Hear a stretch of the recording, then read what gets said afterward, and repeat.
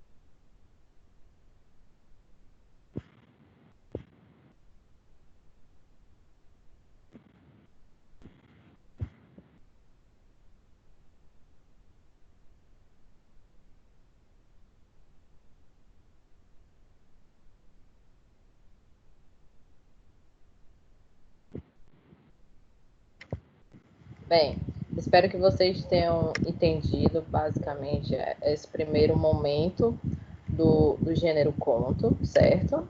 E esse videozinho foi mais para mostrar o que é que a gente vai estudar na aula de gramática de hoje, tá certo? Lembrar que o gênero conto foi um daqueles primeiros textos que nós trabalhamos em sala de aula e que a gente fez a interpretação já no segundo capítulo do livro, tá certo? Então vamos aqui conhecer um pouco mais sobre esse gênero. Mas afinal, o que é um conto? É uma narrativa curta que se diferencia dos romances, não apenas pelo tamanho, já que o conto, pessoal, ele é bem pequeno, mas também pela sua estrutura. Há poucas personagens, no máximo o personagem principal e os secundários, mas são pouquíssimos os secundários. Geralmente, a maioria dos contos se baseia somente no principal, né? Que é o vilão e o mocinho. Nunca analisados profundamente. Há acontecimentos breves, sem grandes complicações de enredo, e há apenas um clímax, que é o auge da história, no qual a atenção da história atinge seu ponto máximo. Qual é o objetivo? Compreender o gênero conto como um texto curto que pertence ao universo ficcional. O que é esse universo ficcional?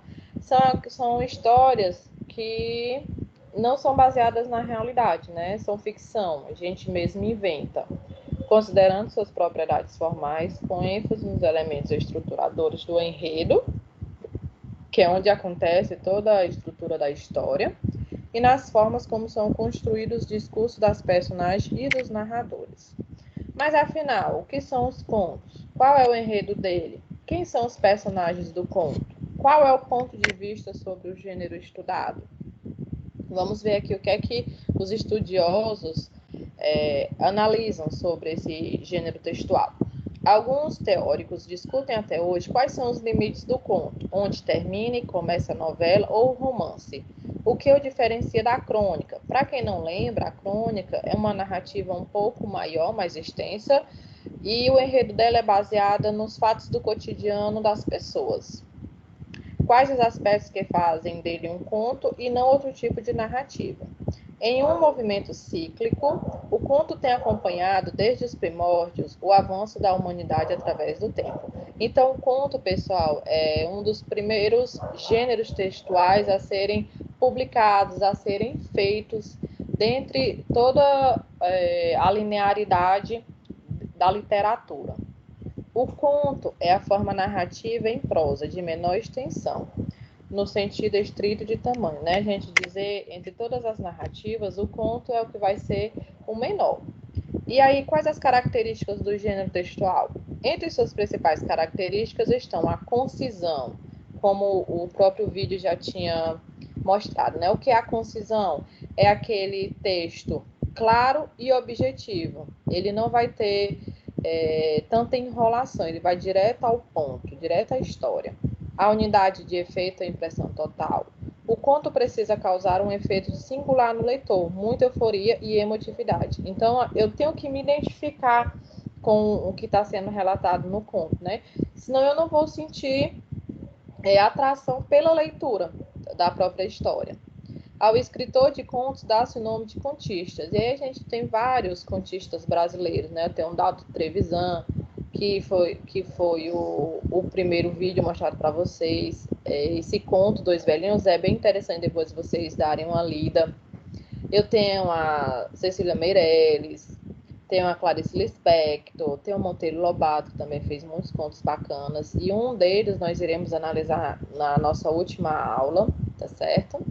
Então, vamos lá. O conto quase nunca é publicado isoladamente. Geralmente, ele sempre vem numa coleção de outras histórias. Geralmente, ele faz parte de uma obra maior, como, por exemplo, o conto Uma Galinha, que também é bem interessante depois vocês procurarem, se vocês tiverem interesse, de Clarice Lispector. Faz parte do livro Laços de Família. Esse livro da Clarice Lispector ficou bem famoso porque ela traz muitos textos baseados na vida dela, né? São crônicas / contos. É como se ela tivesse feito assim uma ponte entre essas duas narrativas. Então vamos lá. O enredo como coluna vertebral do conto.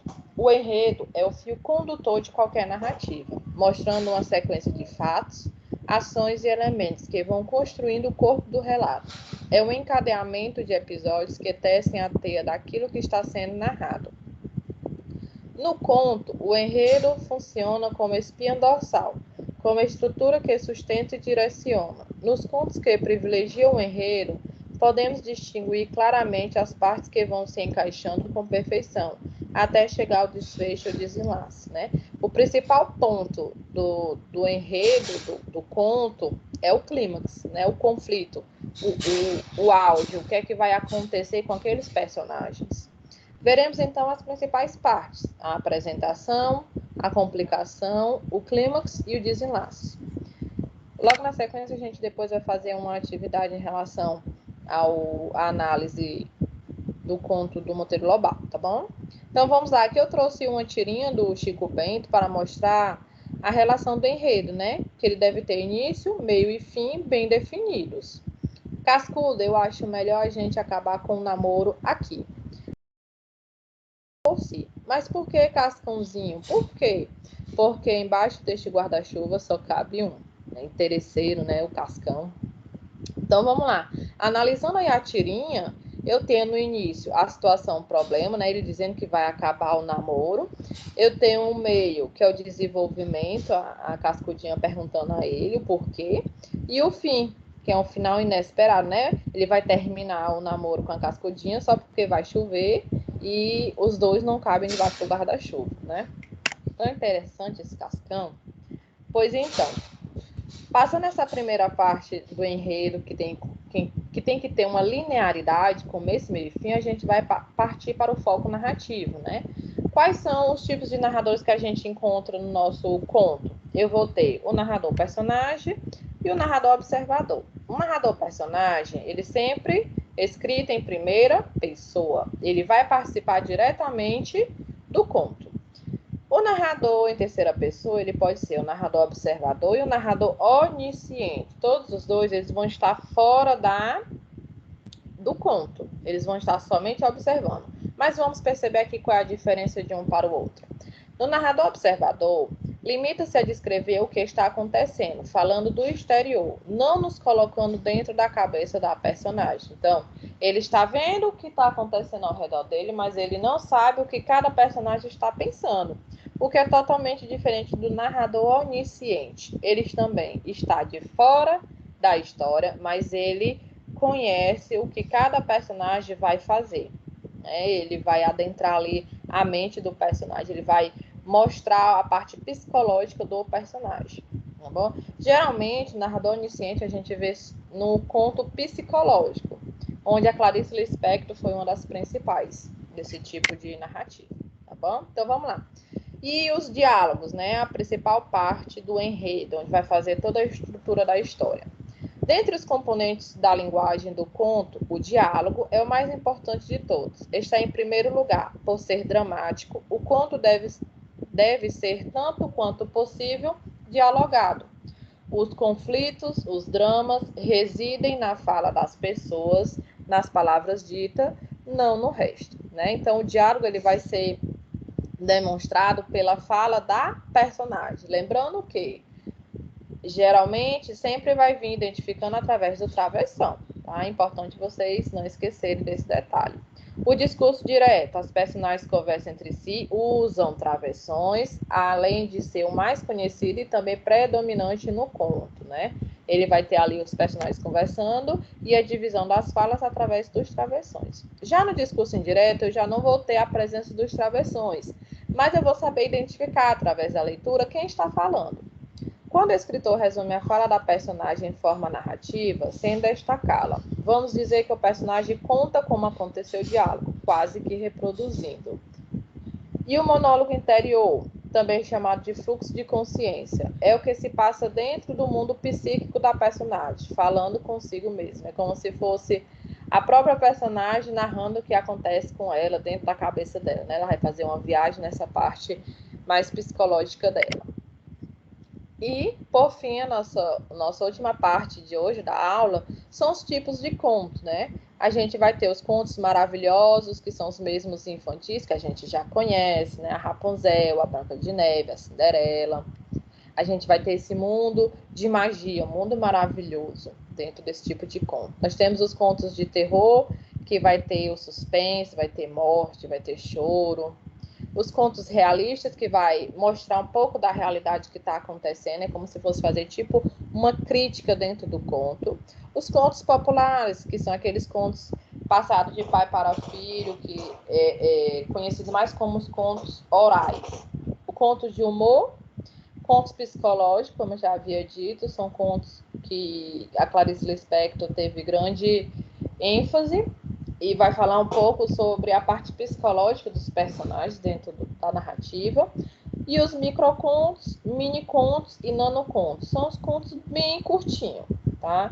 O Dalton Trevisan, que é esse do vídeo que vocês assistiram, o conto Dois Velhinhos, ele é considerado um microconto, por ser bem pequenininho. E aqui eu trouxe um exemplo bem bacaninha dessa tirinha, ó. A professora pediu para a gente escrever um conto. É fácil, você não sabe? Eu sei, mas não consigo escrever com esta prancha, né? E aí a gente finaliza a nossa aula de hoje com os tipos de conto. Na próxima aula, a gente vai adentrar mais profundamente sobre quais são esses tipos de contos e suas características, tá certo? Um abraço, meus amores, e até a próxima aula.